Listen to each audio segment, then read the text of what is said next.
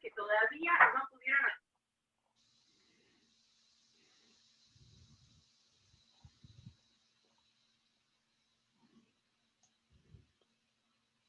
Ay, ¿ahora qué pasa?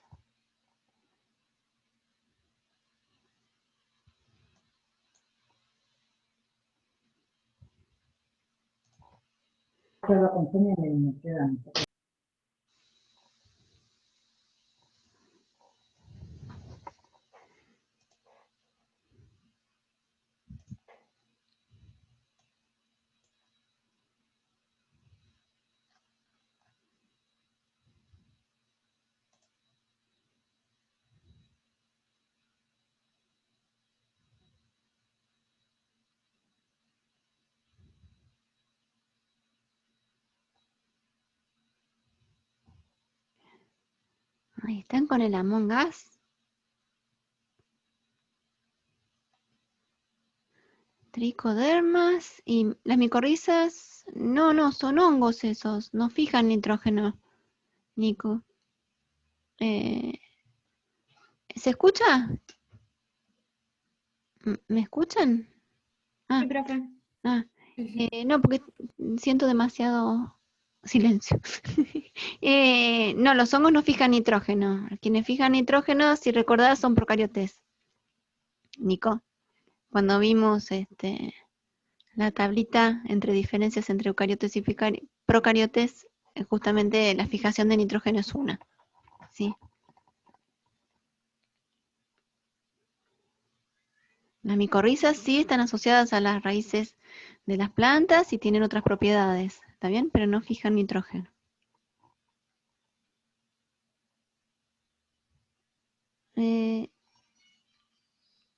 Nahuel, no puedo, te hago hospedador, Nahuel, porque, Dale, sí, sí. porque no sé por qué ahora no me deja dejar de compartir la pantalla. Vos no podés, ¿no es cierto? No, no me deja. Por eso, te hago, listo. Ahí sos el hospedador, después me pasas. Muy bien. A ver. Listo, así empezamos. Estuvieron jugando al Among Us y no hicieron el ejercicio. Muy bien, ¿eh?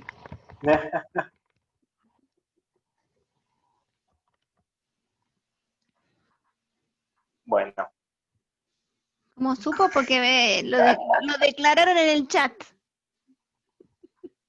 bueno, igual lo pueden seguir pensando, ¿no? No hace falta. Muy bien, Ale.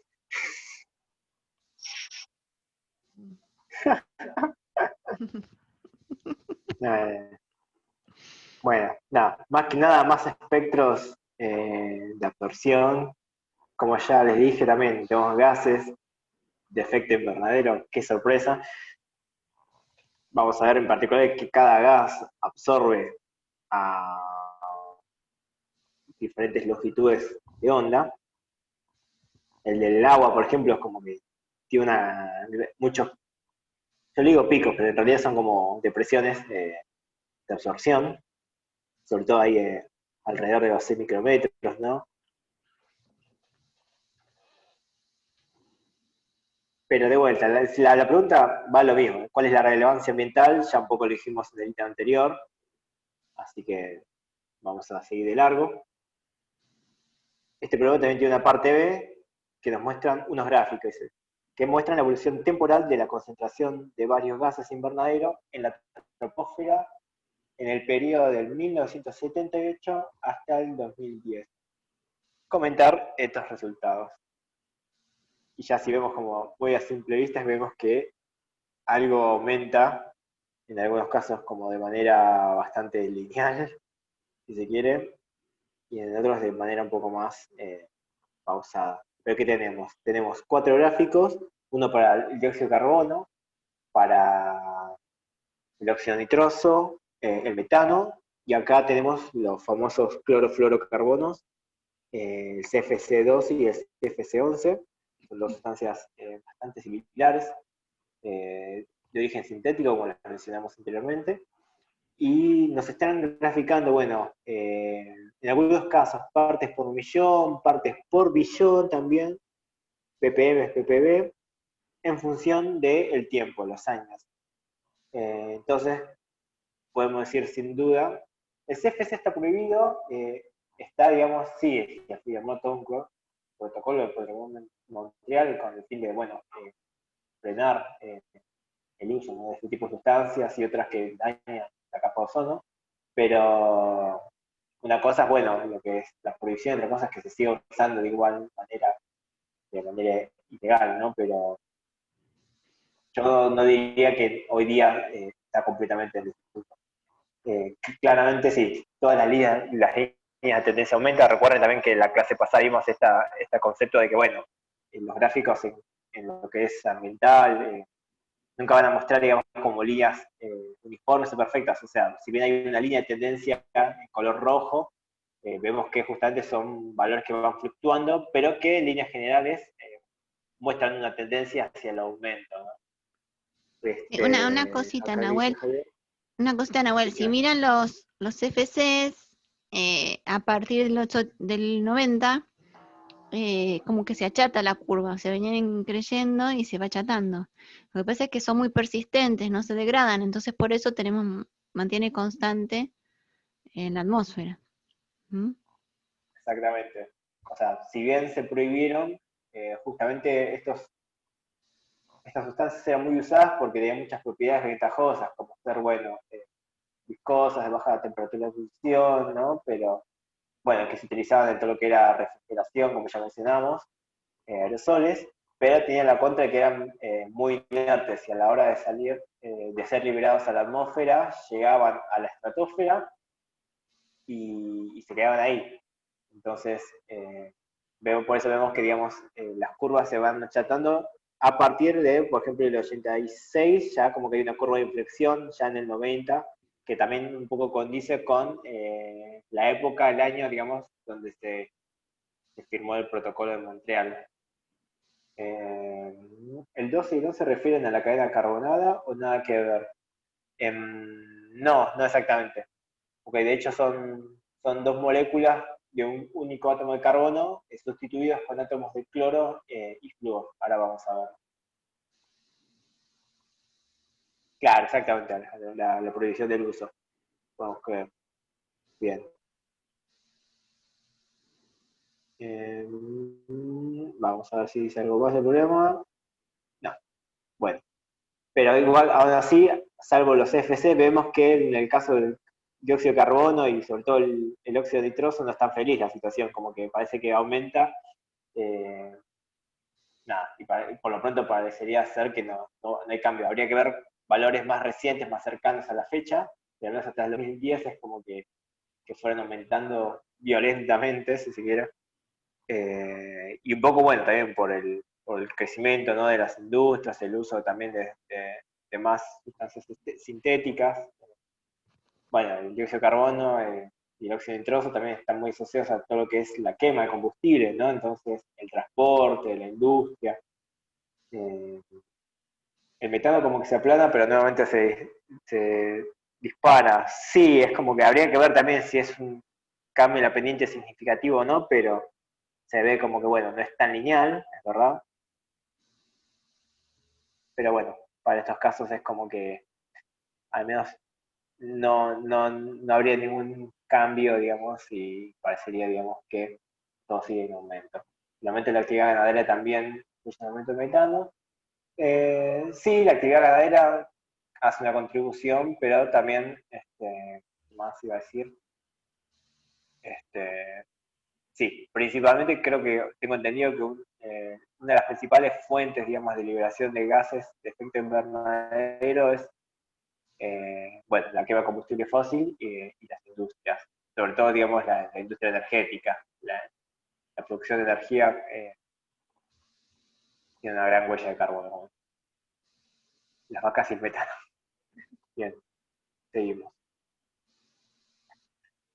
Bueno, y acá ya nos metemos como en lo que sería la última parte del segmento atmósfera, y vamos a hacer la caracterización física que les mencionaba, donde justamente la atmósfera podemos pensarla como compuesta por diferentes capas a diferentes alturas, ¿no? En base, digamos, a cómo se comporta la temperatura atmosférica con justamente el aumento o la disminución de la altura, es decir, si nos acercamos o nos alejamos de la superficie terrestre. Y en principio podemos definir, en general se habla de 4 capas, se puede agregar una quinta si se quiere, pero tenemos principalmente 4 capas de la atmósfera, que son conocidas como la troposfera, en los primeros 15 kilómetros, la estratosfera, 15 a 50, la mesósfera, 50 a 85, la termósfera, 85 a 500, y la quinta es como lo que sería el exterior. La exósfera se considera o no se considera a veces.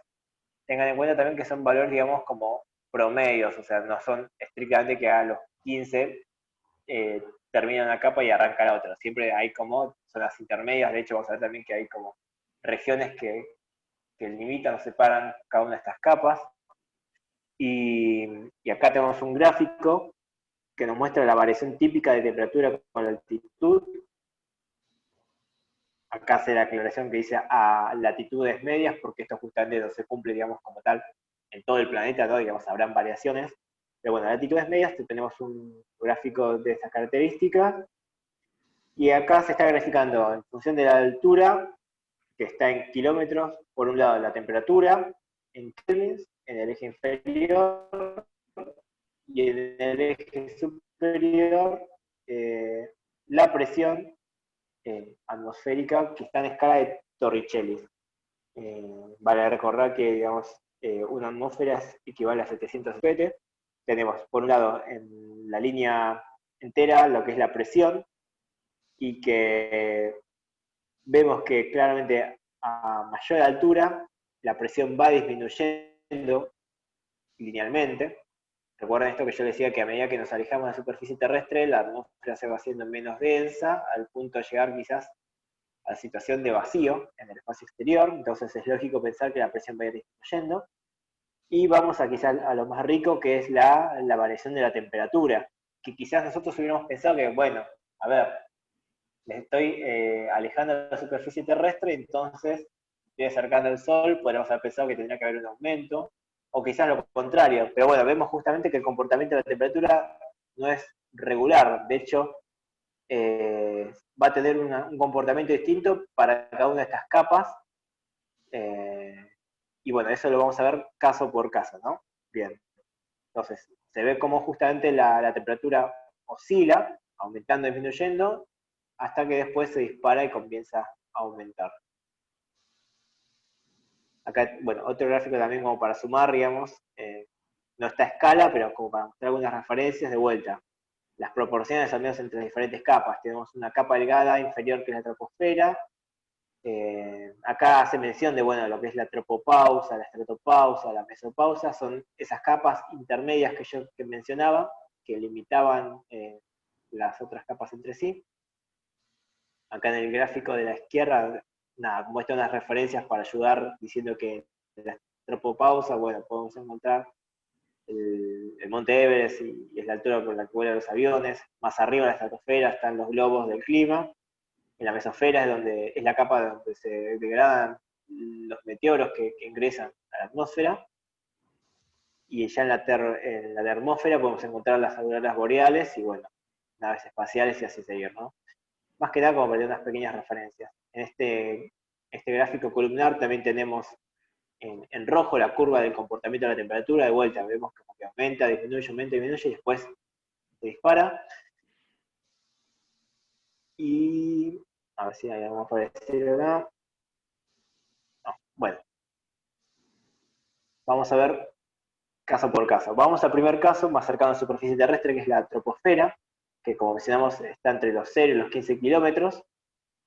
Y si vemos la línea punteada, vemos que la temperatura dentro de esta capa va a disminuir, va a ir desde los casi 300 Kelvin hasta casi los 200 Kelvin, ¿no? Entonces, ¿qué pasa con esta capa? Tiene como límite inferior la superficie terrestre y el límite superior la tropopausa. Contiene casi el 90% de toda la masa atmosférica, es decir, como que acumula un gran porcentaje de los gases de la atmósfera y los presenta, digamos, en forma de una mezcla homogénea, digamos. O sea, como que vamos a ver más adelante que en algunas capas se pueden llegar a formar como estratos internos de cada capa. En la troposfera no pasa esto porque justamente, bueno, acá me adelanto un poco, se desarrollan procesos, digamos, de lo que son temperie y clima, digamos. Recuerden que también está todo lo que es el movimiento de los vientos, ¿no? Entonces es como que hay mucha circulación de aire que de alguna manera termina homogeneizando la composición de esta capa, ¿no? Entonces, como vimos en el gráfico anterior, la temperatura va a disminuir a medida que vamos subiendo. Acá da, bueno, una pendiente de menos 6 grados por cada 1000 metros de ascenso. Algo interesante que, salvo en zonas contaminadas, en la troposfera prácticamente no se desarrollan procesos químicos ni fotoquímicos, que estos más que nada son producidos, digamos, por la acción de la radiación solar sobre ciertos contaminantes, ¿no? O sea, pensemos que estamos en la capa más cercana a la superficie terrestre y a su vez a la más lejana, si se quiere, a la radiación solar incidente, ¿no? Entonces, de alguna manera, la radiación que llega a la troposfera va a estar bastante diluida, entre comillas, va a ser de menor energía y no va a ser suficiente para dar lugar a estas transformaciones químicas y fotoquímicas. Bien, como vimos antes también, el espectro remanente que logra llegar a la superficie terrestre, partes absorbidas y partes remitidas, como radiación infrarroja de menor energía, y lo que vimos antes también, esta radiación infrarroja va a ser absorbida por gases como el vapor de agua y el óxido de carbono, generando el fenómeno de efecto invernadero, ¿no? que también este fenómeno va a ir disminuyendo a medida que vamos subiendo. Por un lado porque va a ser menor la radiación remanente, o sea, gran parte de la radiación remitida va a ser absorbida en los primeros kilómetros y a medida que ascendemos ya no llega tanto, como al mismo tiempo porque la concentración de gases también va a ir disminuyendo, los gases absorbentes de la radiación infrarroja, ¿no? Entonces tenemos un descenso de la temperatura, un descenso del efecto invernadero a medida que aumentamos la altitud. Vamos con la segunda capa, la estratosfera, que es un poco más extensa, va de los 15 a 50 kilómetros.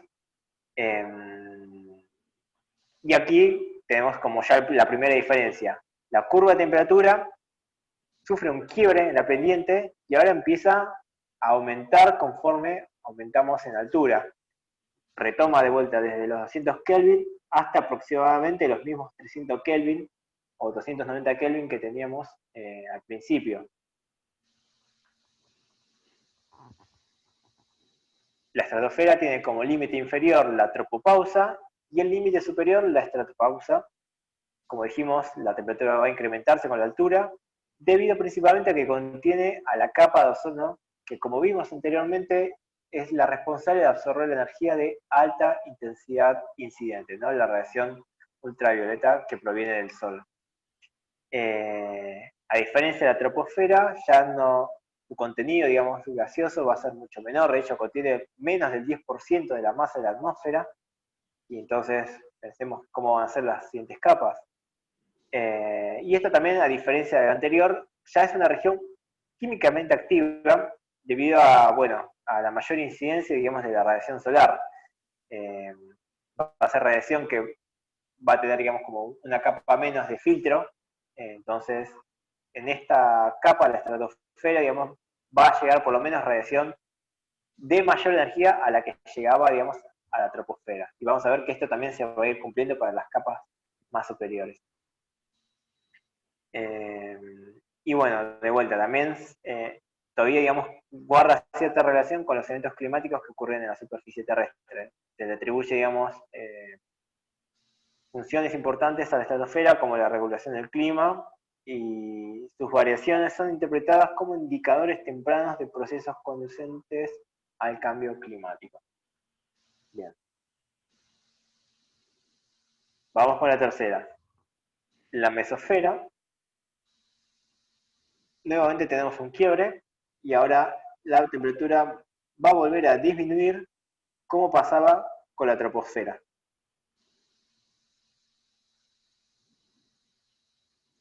Los límites inferiores son la estratopausa y el límite superior la mesopausa. A mayor altura es lógico pensar que hay una mayor intensidad de la radiación solar que llega. Si bien la concentración de ozono no es máxima, como lo es en la estratosfera, hay presencia de este gas y este es el responsable también de absorber cierta radiación solar que también es de menor energía a la requerida para lograr una disociación o ionización. O sea, estamos hablando de vuelta de energía, perdón, de radiación de mayor energía, pero aún no la suficiente como para provocar estas transformaciones. Pero bueno, de vuelta, seguimos subiendo y la radiación va a ser cada vez mayor. Acá tenemos ya como, bueno, una primera reacción, a modo de ejemplo, que es la absorción. Es una reacción fotoquímica en la cual el ozono absorbe radiación de por lo menos 230 a 320 nanómetros, que si nos acordamos del espectro electromagnético, estamos hablando de radiación en la región del ultravioleta, están por debajo de los 400 nanómetros, que es el límite con la radiación visible, ¿no? Entonces, es radiación de alta energía, y en este caso lo que está ocurriendo con el ozono es que se va a descomponer tanto en oxígeno molecular como en oxígeno atómico, y estos asteriscos que están marcados están indicando que, bueno, esta molécula y este átomo van a estar en estado excitado, o sea, van a estar en estado energético superior y como tal después van a buscar la manera de liberar ese exceso de energía. Y bueno, ¿por qué la temperatura decrece con la altura? recorremos, o pensemos a la mesósfera como asociada a la estratosfera, la cual tenía una alta concentración de ozono. La mesosfera va a tener ozono más que nada en las zonas inferiores de la mesosfera. Entonces, ahí es donde está el ozono que va a absorber la radiación, entonces va a generar, digamos, el incremento de la temperatura en la base de la mesosfera. Ya más arriba no vamos a tener tanto ozono y por lo tanto va a haber menos procesos de absorción y por lo tanto va a haber menor temperatura. Entonces, en base a esto, a mayor altura, en la mesosfera la temperatura va a disminuir. ¿Entiendes? Bien, acá hay un lindo cometa, se va a degradar o va a chocar con el planeta Tierra, no sabemos. Bien. No quiero. Ahora sí. Y vamos con la última capa relevante, que es la termósfera, que esta ya abarca un gran rango de altura entre los 85 y los 500 kilómetros. Y aquí tenemos como lo que sería el tercer quiebre de la curva de temperatura, y si bien esta curva está cortada, creo que tengo una mejor después, ya la temperatura va a empezar a ascender notablemente. Creo que lo habíamos visto en el gráfico anterior donde estaba la aurora boreal, la nave espacial. Y esto ya es lógico porque, bueno, ya nos estamos acercando mucho más al extremo superior de la atmósfera. Ya acá se habla básicamente de un único límite inferior que es la mesopausa, y más arriba, digamos, podemos hablar de una exósfera, pero prácticamente ya no se habla de un límite o una capa superior. Hay gases presentes como el nitrógeno, el oxígeno, el argón, que son estos gases principales que mencionamos antes, también el dióxido de carbono, pero ahora no se mezclan homogéneamente, debido a que también no hay circulación de aire ni de vientos como pasaba en la troposfera. Entonces se van a producir regiones o estratos internos dentro de la termósfera. De hecho, algo ya pasaba en la mesósfera cuando hablamos del ozono también, ¿no? Pero además, ya en el caso de la termósfera, como una de las capas más superiores de la atmósfera, va a tener un menor contenido de gases, va a estar muy cercano a lo que es el vacío. Y bueno, dicen, los gases que la conforman, como ocurre con el oxígeno termosférico, acá lo llama, es decir, el oxígeno que está presente en esta capa, se va a encontrar prácticamente en forma de oxígeno atómico. Y esto es debido a la radiación solar que llega, digamos, como de primera mano, que justamente la termósfera, al ser una de las capas quizás más externas, va a recibir, digamos, la radiación de altísima energía, y bueno, la que la atraviesa y empieza a bajar, a acercarse a la superficie terrestre, se va a ir atenuando y va a ser de menor energía, ¿no? Entonces, acá menciona que la radiación solar no atenuada que recibe la termósfera va a incluir rayos X y partículas energéticas como protones y electrones. Acá tenemos también algunas reacciones fotoquímicas para el nitrógeno y el oxígeno. Se ve que para el primero absorbe una longitud de onda por debajo de los 125 nanómetros. El caso del oxígeno un poquito más arriba, pero también por debajo de los 140 nanómetros. Ya estamos en un UV un poco más lejano a lo que sería el rango visible, va a ser de mayor energía, y esta energía es suficiente como para que ya se produzca la disociación de esos gases moleculares. Vamos a tener nitrógeno atómico y oxígeno atómico. También tenemos acá, bueno, los valores asociados de variación de entalpía. Y esto no termina acá. Justamente como tenemos todavía radiación de alta energía, de menores longitudes de onda, a partir de estos átomos se puede producir la ionización. Y es por esto también que, como nombre alternativo a la termósfera, también tenemos lo que es la ionósfera. Termósfera y ionósfera son como equivalentes, pero ionósfera hace referencia a la presencia, bueno, de entidades de estos iones, estas partículas cargadas, que rodean al planeta.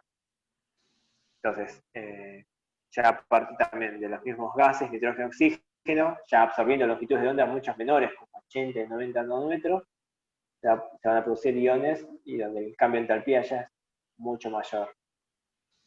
¿Y por qué se llama termósfera también? Bueno, la temperatura va a crecer ahora nuevamente con la altura y va a alcanzar valores altos, superiores a los 1500 centímetros perdón, a los 1500 grados Celsius a 300 kilómetros de altura, por ejemplo.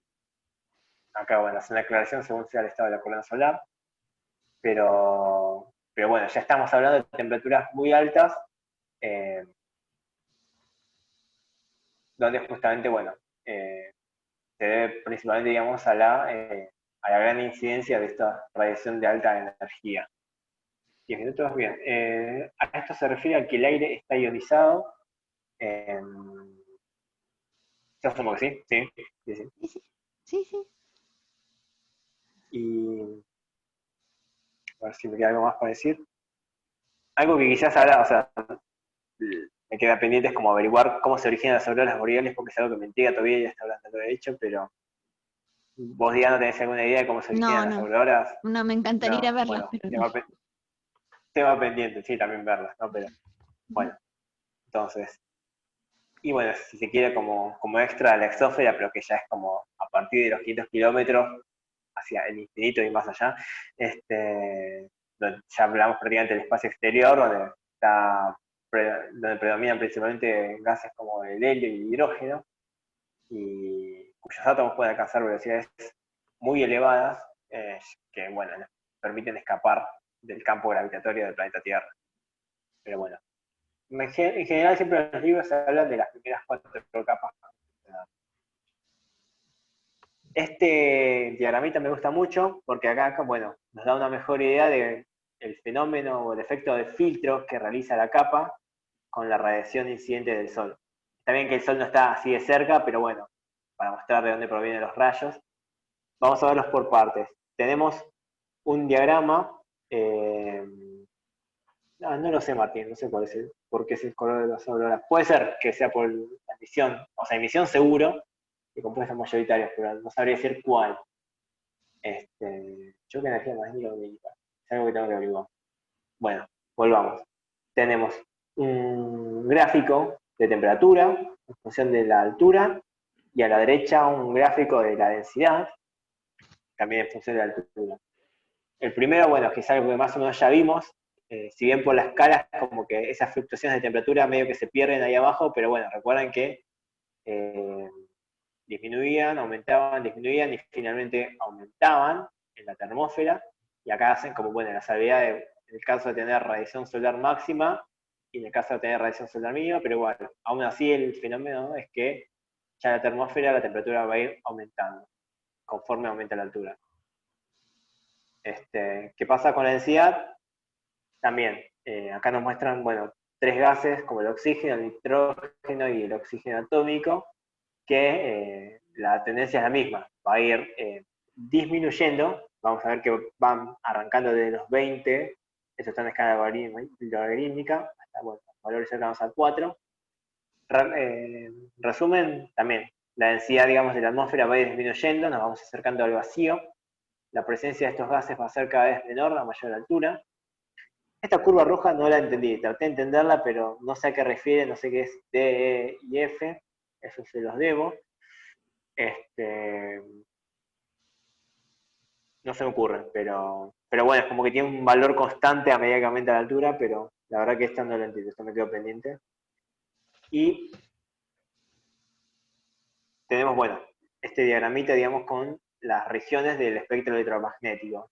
Yendo de izquierda a derecha tenemos los rayos X, el UV también extremo, lejano, medio y cercano, y la última banda a la derecha incluye tanto el rango visible como el IR, ¿no? Entonces vamos de vuelta con el mismo sentido, de izquierda a derecha. Y acá nos muestra, digamos, para cada capa, digamos, cuál es la radiación que logra atravesar y cuál es la que es retenida por cada capa, ¿no? Entonces vemos que omitamos por un momento los rayos X. Vemos en el caso del UV que las secciones de radiación UV de mayor energía o menor longitud de onda, como bueno, el UV extremo de 10 a 120 nanómetros, va a ser uno de los primeros filtrados de la capa externa. Ya antes de llegar a la mesósfera, es como que se va a ver atenuado por la termósfera, y radiaciones de mayor longitud de onda, pero aún así de alta energía, van a lograr atravesarla. Ya el UV medio no va a atravesar la mesósfera, perdón, el UV lejano no va a atravesar la mesósfera y el UV medio va a llegar hasta el límite entre la mesósfera y la estratosfera. Y ya, bueno, a la superficie terrestre lo que van a llegar son el UV cercano, limitando con lo que es el rango del visible, y bueno, y tenemos el visible IR, pero que también acá entra en juego lo que es remitido nuevamente después por la superficie terrestre, ¿no? Los rayos X es como que logran ingresar y atravesar la termósfera, pero bueno, llegan también hasta la mesósfera y no mucho más. No. En líneas generales podemos decir que estas radiaciones de altísima energía, desde los rayos X hasta, si se quiere, el UV lejano, son frenadas por la atmósfera, entonces la atmósfera cumple su rol de capa protectora. Bueno, y acá bueno, están estas pequeñas flechitas onduladas en rojo que se refieren, bueno, justamente a la remisión en IR. Acá lo llama como enfriamiento IR porque, bueno, el planeta Tierra está disipando calor en forma de radiación del infrarrojo, ¿no? Muy bien. Este grafiquito también lo sé que era más. No quiere pasar. Y uno más para sumar, este quizás no tiene tantos colores, pero también muestra, digamos, las diferentes capas. Quizás los valores de altura pueden ser un poco distintos, pero andan en el mismo orden. Y este tiene además el adicional de que para cada capa de la atmósfera menciona, digamos, las especies principales gaseosas presentes y alguna reacción fotoquímica como las que vimos antes, ¿no? En la troposfera vemos que tenemos también la mayor densidad de gases. En la estratosfera vimos la absorción del ozono, de esa fracción de la radiación del ultravioleta que provocaba su descomposición. Estamos hablando de vuelta del ozono bueno, ¿no? El ozono estratosférico. En la mesósfera, bueno, ya vamos a empezar a tener presencia de especies excitadas, como el oxígeno y el óxido de nitrógeno. Y ya en la termósfera podemos hablar de las especies ionizadas, ¿no? Y acá también hace una aclaración, va a prevalecer más la presencia de átomos frente a que moléculas diatómicas debido justamente a la disociación, sobre todo, digamos, exacerbada por la mayor radiación de alta energía, ¿no? Acá, bueno, las flechas onduladas hacen unas aclaraciones de, bueno, la radiación que va ingresando y al igual que antes muestra que la radiación ultravioleta de alta energía llega hasta la termósfera y luego, bueno, se queda ahí, más que nada radiación que está por debajo de los 100 nanómetros. Y bueno, también, a medida que la longitud de onda va aumentando, mayor va a ser la capacidad de penetrar la atmósfera y, caso extremo, llegar a la superficie terrestre, como pasa con la longitud de onda mayores a los 300 nanómetros, como tenemos en este caso. Bien. Acá, bueno, nada, esto no lo voy a leer, pero hay como un resumen de toda esta primera parte que vimos, que va a quedar para que después ustedes lo lean, pero más que nada como un raconto de todas las ideas que mencionamos. Y antes de que se me termine el tiempo de la reunión, vamos a dar inicio, digamos, a la segunda parte, que ya es un poco más corta, donde nos vamos a centrar principalmente en la estratosfera, en su química y en el ozono y su rol en la capa de ozono, ¿no? Bueno, a ver, nos queda un minuto. Tenemos, ya vimos justamente que en la estratosfera está ubicado el ozono, y en particular, digamos, la máxima concentración que da lugar a la formación de la capa de ozono. Como bien dijimos antes, el ozono va a tener la función protectora al absorber la radiación ultravioleta dañina de alta energía. Es un muy eficaz absorbente y justamente esa absorción genera, digamos, calor, ¿no? Es el responsable del máximo de temperatura que se encuentra en el límite entre la estratosfera y la mesosfera. Y tenemos acá unas reacciones que demuestran cómo se forma. Bueno, igual ya se va a cortar en cualquier momento, así que retomamos. Y cortamos ahora y seguimos. Cortamos. Muy bien. Dale.